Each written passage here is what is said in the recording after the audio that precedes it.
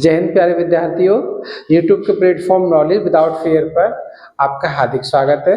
दोस्तों, आज हम पढ़ेंगे एवरेज का फोर्थ पार्ट। इससे पहले मैंने 3 पार्ट करा दिए हैं जिसकी प्लेलिस्ट बनी हुई है। अगर आपने वो नहीं देखे हैं तो उन्हें जाकर के जरूर देखिए। और फोर्थ पार्ट में हम ऐसे क्वेश्चनों को लेकर आए हैं जो बार बार आपके कंपटीशन में पूछे गए। तो सबसे पहला क्वेश्चन क्या है देखेंगे। ये कह रहा है 6 नए प्रेक्षणों का औसत 14.5 है। एक नए प्रेक्षण के सम्मिलित किए जाने पर यह औसत 47 हो जाता है। तो नया प्रेक्षण क्या है? यानी किसी ने कोई एक्सपेरिमेंट किया है जिसमें 6 एक्सपेरिमेंट लिए हैं और जिनका एवरेज कितना है 14.5 है। तो देखिए, सबसे पहले जो दिया हुआ है उसको हम लिखते हैं। यानी फर्स्ट कंडीशन में n बराबर 6 हो जाएगा और एवरेज हो जाएगा 14.5। अब हम इनका योग निकालेंगे यानी कि सम निकालेंगे। तो योग निकालते हैं तो क्या करते हैं, हम n और एवरेज का मल्टीप्लाई कर देते हैं तो वही योग आ जाता है। तो यहाँ इसका योग कितना आ जाएगा, अगर हम 6 का 14.5 में मल्टीप्लाइड करेंगे तो इनका जो योग निकल के आएगा वो 273 आएगा मल्टीप्लाई। अब क्या करना है, आगे क्वेश्चन में कह रहा है, तो ये तो निकल आया 6 प्रेक्षणों का औसत और उनका योग। आगे कह रहा है एक नए प्रेक्षण के सम्मिलित किए जाने पर अगर उसमें हम एक नया प्रेक्षण और मिला दें तो सेकंड कंडीशन में जो प्रेक्षण हो जाएंगे वो कितने हो जाएंगे, 7। और उनका औसत कितना है, औसत उनका है 47। तो इनका योग कितना हो जाएगा, 7 मल्टीप्लाइड 47। और 7 का 47 में मल्टीप्लाइड कर देंगे तो ये हो जाएगा 329। अब करना क्या है, वो कह रहा है कि नया प्रेक्षण क्या है। तो यहां से नया प्रेक्षण निकालेंगे तो लिख देंगे नया प्रेक्षण इक्वल, क्या करेंगे हम इस वाले में से यानी जो नया आया है उसमें से पीछे वाला घटा देंगे। तो नया प्रेक्षण क्या हो जाएगा, 329 माइनस 273। और इसमें से हम क्या करेंगे, सब्ट्रैक्ट कर देंगे। तो यहाँ जो आंसर निकल के आएगा हमारा कितना आएगा, 56। तो नया प्रेक्षण कितना हो जाएगा, 56। और उम्मीद है क्वेश्चन समझ में आ गया होगा। हमें क्या करना है, सबसे पहले संख्या लिखनी होती है। तो संख्या 6 दी हुई थी वो लिख ली। उसके बाद एवरेज लिखना होता है तो एवरेज लिख लिया। और जब संख्या और एवरेज दिया हुआ होता है तो उनका हम सम निकालते हैं।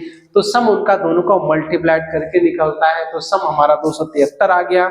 इसके बाद में एक नया प्रेक्षण और मिला लिया तो सेकंड कंडीशन में n 7 हो गया और एवरेज 47 हो गया।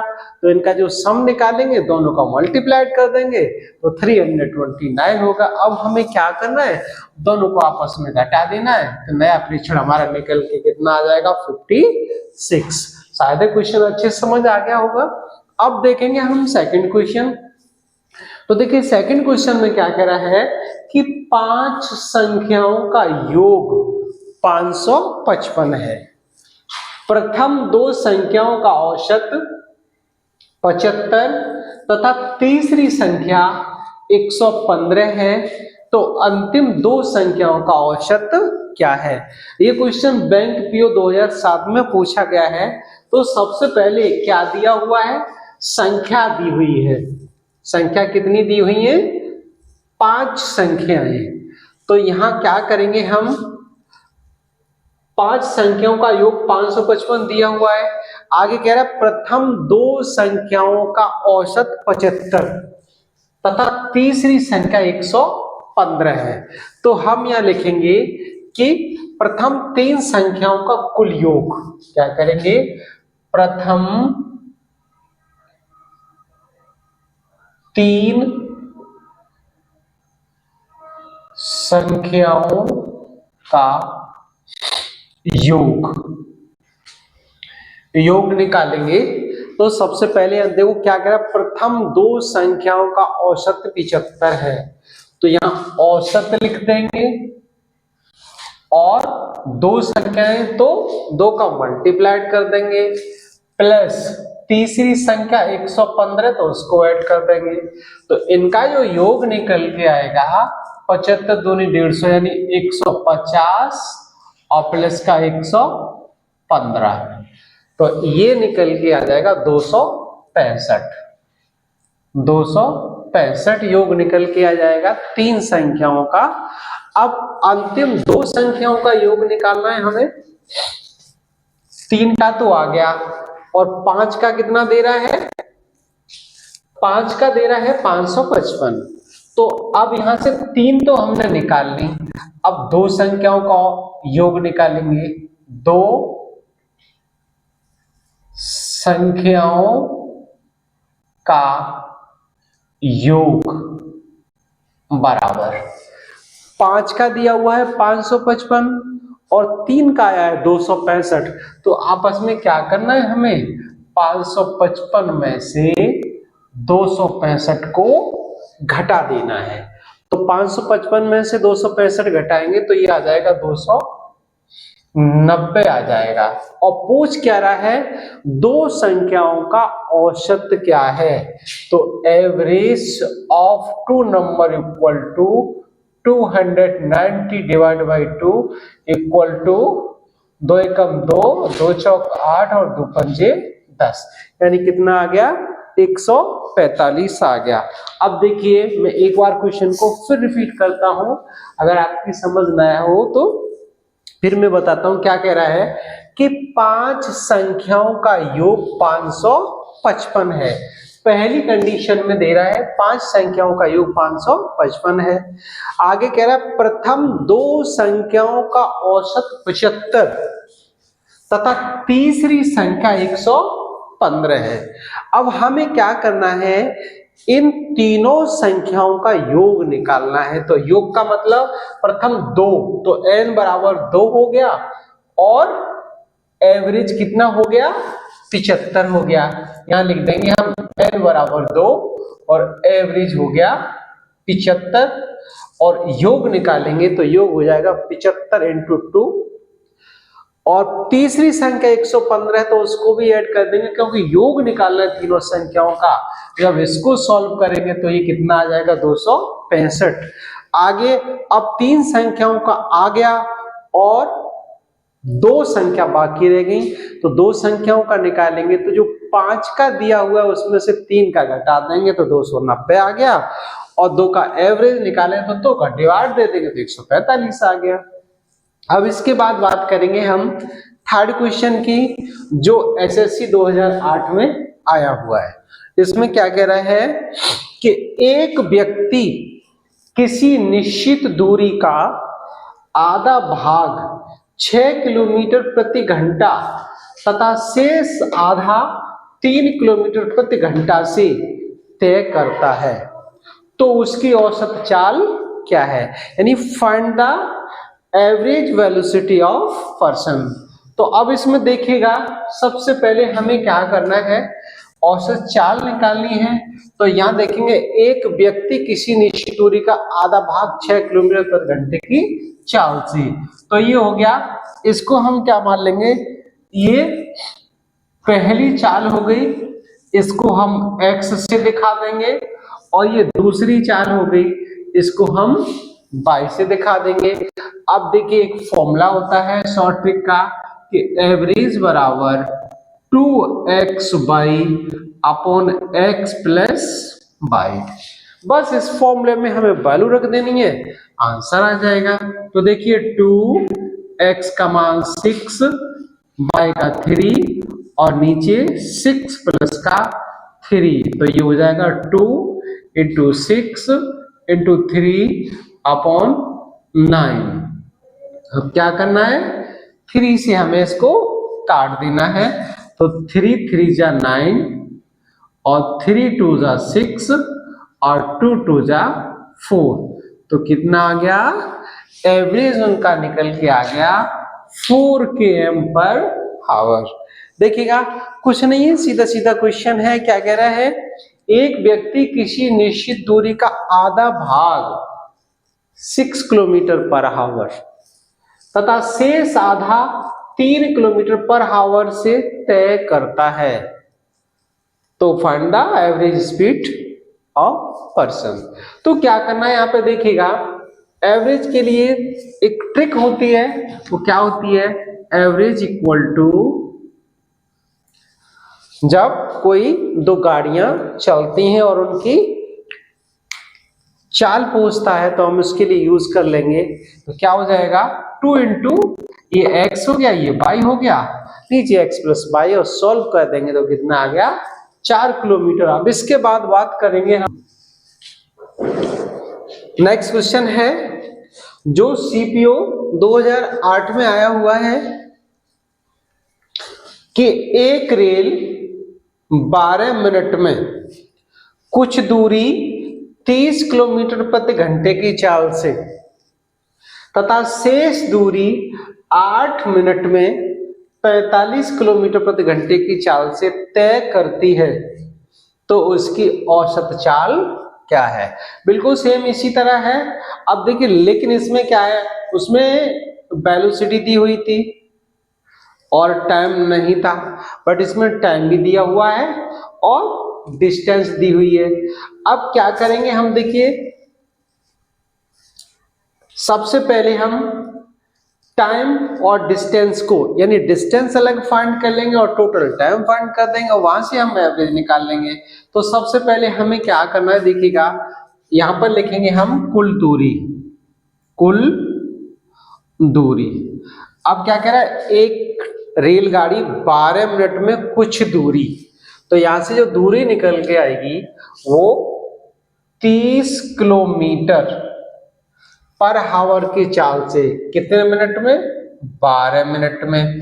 तो मिनट को हमें घंटे में बदलना है तो 60 से डिवाइड दे देना है, प्लस शेष जो दूरी है वो 8 मिनट में कर रही है कितनी, 45 किलोमीटर पर आवर से 8 मिनट में शेष दूरी तय कर रही है, तो कितना हो जाएगा ये 8/60। अब हमें क्या करना है, 0 से 0 चला गया और 6 दूनी 12 और 2 तियां 6, प्लस यहाँ पर 15 तिये 45, 15 चौकू 60 और 4 दूनी 8 और 3 दूनी 6, यानी टोटल डिस्टेंस आ गई 12 km। अब हमें क्या करना है, टोटल टाइम निकालना है, तो कुल समय, समय प्यारे बच्चों समय क्या हो जाएगा, 12 मिनट प्लस 8 मिनट, तो कितनी हो जाएगी 20 मिनट, और इसको घंटे में बदलना है तो 0 से 0 और 2 तियां 6, 1/3 घंटे। अब वो पूछ क्या रहा है, यानी उसकी औसत चाल क्या है, तो औसत चाल निकालेंगे, तो औसत चाल बराबर कितना हो जाएगा, यानी कुल दूरी बटे कुल समय, तो 6 कुल दूरी बटे कुल समय, तो कुल दूरी कितनी है 12, तो 12 लिख लेंगे, घंटे कितने 1/3, तीसरा पहले के पास आ जाता है, तो 12 × 3 यानी कि 36 km पर आवर, जो इसकी स्पीड थी वो कितनी हो गई 12 km पर आवर। एक बार मैं फिर बताता हूं ताकि आपके अच्छी से समझ में आ जाए। क्या कह रहा है, एक रेलगाड़ी है, सीपीओ 2008 में आया हुआ क्वेश्चन है और मोस्टली एग्जाम में ये पूछा जाता है। इसी तरह से केवल क्या हो सकता है, संख्या चेंज हो सकती है, पैटर्न आपका यही रहेगा। उसमें क्या कह रहा है, एक रेलगाड़ी 12 मिनट में, समय दिया उसने, कुछ दूरी यानी डिस्टेंस हमें पता नहीं है, 30 km पर आवर की चाल से तथा शेष दूरी 8 मिनट में 45 किलोमीटर आवर की चाल से तय करती है, तो उसकी औसत चाल क्या है। तो सबसे पहले ऐसे क्वेश्चनों में हमें क्या करना है, टोटल डिस्टेंस फाइंड करनी है। तो कुल दूरी कितनी है, 30 किलोमीटर पर घंटे की चाल से चल रहा है और 12 मिनट में, तो मिनट को घंटे में बदलेंगे, 60 का डिवाइड लगा देंगे, इसको काटेंगे तो 6 आ गया। इसी तरह से 8 मिनट में 45 किलोमीटर पर आवर कह रहा है, तो हमने 45 लिख लिया, 8 लिख लिया और 8 मिनट को घंटे में बदलने के लिए 60 से डिवाइड दे दिया। जब इसको सॉल्व कर लेंगे तो ये भी 6 आ जाएगा। तो टोटल डिस्टेंस हमारी कितनी आ गई, 12 किलोमीटर। अब हम टोटल समय निकालेंगे, तो टोटल समय क्या है हमारा, 12 मिनट प्लस 8 मिनट यानी कि 20 मिनट। और 20 मिनट को जब घंटे में बदलेंगे तो 60 से डिवाइड दे देंगे, तो 1/3 घंटा आ गया। अब इसका एवरेज निकालेंगे तो एवरेज आ गया 12 डिवाइड बाई 1/3 और तीसरा पहले के पास आ जाता है, तो इसका आंसर कितना आ गया, 12 तियो 36 किलोमीटर पर आवर। क्वेश्चन की बात करेंगे, ये एसएससी 2008 में आया हुआ है, जिसमें दे रहा है कि 3 मित्रों की औसत आयु 23 वर्ष है। चौथे मित्र को इनके साथ लेने पर चारों की औसत आयु 23 वर्ष ही रहती है, तो चौथे मित्र की आयु कितनी है। अब इसमें क्या करना है, सबसे पहले हमें 3 मित्र की आयु का औसत निकालना है। फर्स्ट कंडीशन में क्या करना है, 3 मित्रों की औसत आयु 23 वर्ष है, तो यह n बराबर 3 हो गए और एवरेज कितना हो गया इनका, 23 एवरेज हो गया। अब हमें इनका योग निकालना है, तो योग क्या हो जाएगा, यानी 3 और 23, इनका जो योग निकल के आएगा तो इसका मल्टीप्लाइड कर दीजिएगा, तो 3 3 जा 9 और 3 2 जा 6, कितना आ गया, 69 आ गया। अब कंडीशन में आगे कह रहा है कि चौथे मित्र को इनके साथ और लेने पर, तो चौथा मित्र, तब कंडीशन क्या हो जाएगी, n बराबर 4 हो जाएंगे और एवरेज तो वही रहेगा 23, तो इनका जो योग निकल के आएगा वो कितना हो जाएगा, 4 × 3। अब यहां से जब इनका मल्टीप्लाइड करोगे तो 4 × 12 और 4 दूनी 8 और 1 9, कितना हो जाएगा, 92 हो जाएगा। अब क्या करना है, हमें चौथे मित्र की आयु निकालनी है, तो यहां लिख देंगे चौथे मित्र की आयु बराबर, क्या करना है, बड़े वाले योग में से छोटा वाला योग सब्ट्रैक्ट कर देना है, तो क्या आ जाएगा, 92 - 69 और इसमें से बस घटा दीजिए तो वही आंसर हो जाएगा। तो हम इसको घटा देते हैं, 92 और 69, 12 में से 9 चले गए, 3 आ गया और यहाँ 8 में से 6 गए 2, 23, यानी कितना आ गया, चौथे मित्र की जो औसत आयु थी वो क्या निकल के आई, 23। यानी कि क्या दिया हुआ था इसमें, सबसे पहले 3 मित्र दिए हुए थे तो हमने n बराबर 3 लिख लिया और एवरेज कितना दिया हुआ था, 23, तो 23 लिख लिया। अब योग निकालेंगे तो कितना हो जाएगा, बस n का और एवरेज का मल्टीप्लाइड कर देते हैं। अब ऐसा करते क्यों हैं, ऐसा इसीलिए करते हैं कि हमारा फॉर्मूला होता है, क्या होता है, एवरेज बराबर योग बटे n, यानी कि टोटल नंबर। तो इस फॉर्मूले की हेल्प से हम योग का अगर मान निकालेंगे तो n का क्रॉस मल्टीप्लाइड हो जाता है, इसीलिए हमने ऐसा किया। इसी तरह से जब चौथा मित्र और आएगा तो उसमें भी कर लिया और फिर उनको सब्ट्रैक्ट कर दिया, तो उनकी औसत आयु आ गई। अब देखिए दोस्तों, नेक्स्ट बात करेंगे हम अगले क्वेश्चन की, जो आपका बैंक पीओ में आया हुआ है। ये कह रहा है 3 लड़कों की औसत आयु 16 वर्ष है। अब यहां से देखिएगा n का मान उन्होंने कितना दे दिया, 3, औसत आयु कितनी दे दी, यानी कि एवरेज दे दिया 16, तो इनका योग निकालेंगे तो योग क्या हो जाएगा, योग हो जाएगा इनका 3 × 16, अर्थात 48। योग इनका कितना हो जाएगा 48।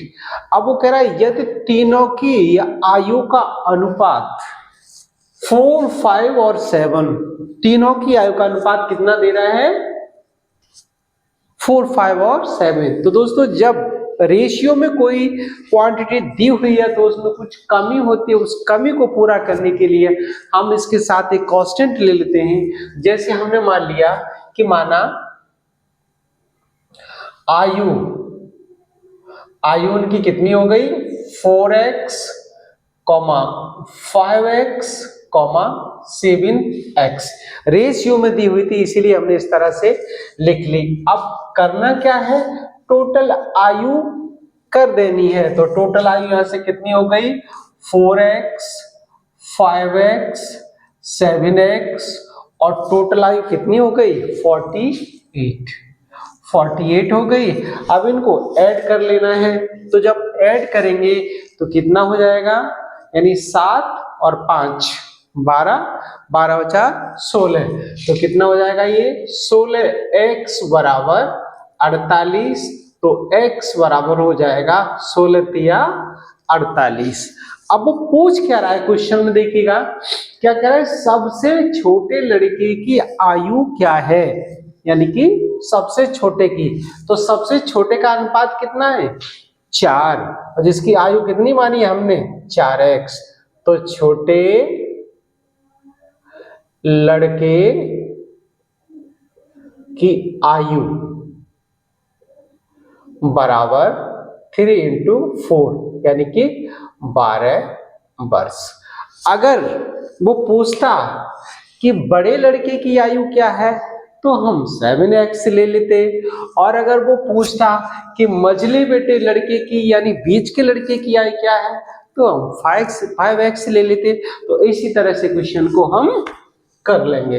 अब देखेंगे नेक्स्ट क्वेश्चन जो आपका आरआरबी 2007 और एसएससी 2008 दोनों में आया हुआ है।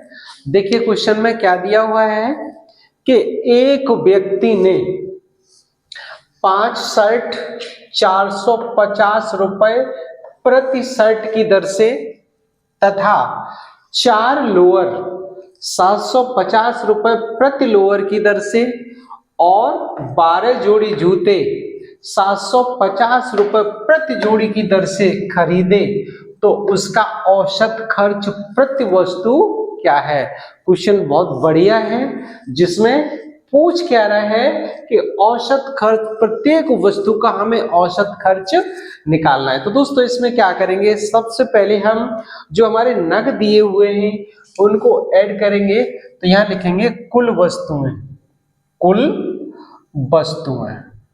तो देखिए कुल वस्तुएं कितनी हो गई, 5 शर्ट प्लस 4 लोअर प्लस 12 जोड़ी जूते, तो टोटल नग कितने हो गए हमारे 21। अब निकालेंगे कुल खर्च, कुल खर्च निकालेंगे। तो खर्च क्या हो जाएगा, 5 शर्ट आती हैं 450 रुपए प्रति शर्ट में, प्लस 4 लोअर आती हैं 750 रुपए, प्लस 12 जोड़ी जूते जो 750 रुपए की दर से आते हैं। अब इनको क्या करेंगे, हम इनका मल्टीप्लाइड करके इनको ऐड कर लेंगे। तो सबसे पहले देखिएगा इनका हम मल्टीप्लाइड कर देते हैं और मल्टीप्लाइड करके हमें ऐड करना है। तो जब इनका मल्टीप्लाइड करेंगे और ऐड करेंगे तो इसका जो आंसर बनेगा वो आंसर जाके आपका हो जाएगा 14,250। इसको कैलकुलेशन को आप कर ही लेंगे। अब देखिएगा क्या पूछ रहा है, औसत खर्च पूछ रहा है। तो यहां लिखेंगे औसत खर्च यानी कि एवरेज एक्सपेंसेस क्या हो गए 14,250 डिवाइड बाई 21, यानी 21 का हम इसमें डिवाइड दे देंगे तो प्रति वस्तु हमारा खर्च निकल आएगा। वो कितना हो जाएगा 678 रुपए 50 पैसे। मैं लिख देता हूं 678 78 रुपये और 50 पैसे प्रति वस्तु औसत खर्च आ जाएगा। तो उम्मीद है कि क्वेश्चन अच्छे से समझ में आ गया होगा। देखिए एक बार मैं फिर रिपीट कर देता हूं कि एक व्यक्ति ने 5 शर्ट 450 रुपए प्रति शर्ट, यानी एक शर्ट है 450 रुपए की, लेकिन उसने कितनी खरीदी? 5 शर्ट, तो 4 मल्टीप्लाइड 450। इसके बाद वो कह रहा है 4 लोअर 750 रुपए प्रति लोअर की दर से, तो 4 मल्टीप्लाइड 750 हो जाएगा।